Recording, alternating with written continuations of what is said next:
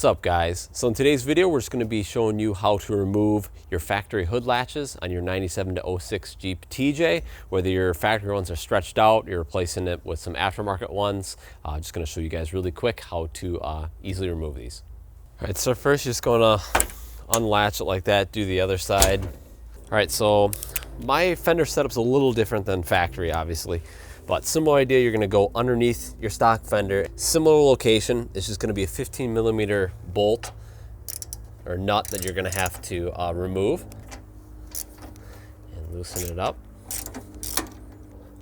just like that. And then on the top side, all we gotta do is lift up. Now, it does have these two locating pins here.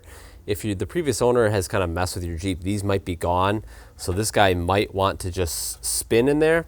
So what you can do is get a rag and then some type of like channel locks, vice grip, something like that to hold this in place so it doesn't rotate.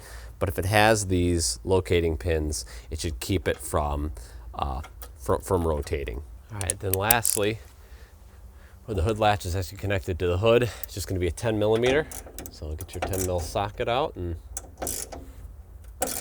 remove these, just like that.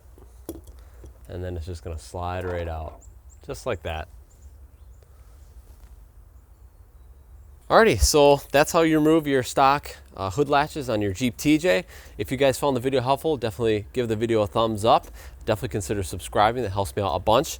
And if you want to show a little bit extra support, you can join the channel and become a member of the channel and get access to my Discord channel where you can kind of post pictures of your Jeeps, ask questions, kind of like a little community that we have on there. And then we also do a little bit of gaming, things like that. But anyway, guys, hopefully you enjoyed the video, and I will catch you guys in the next one.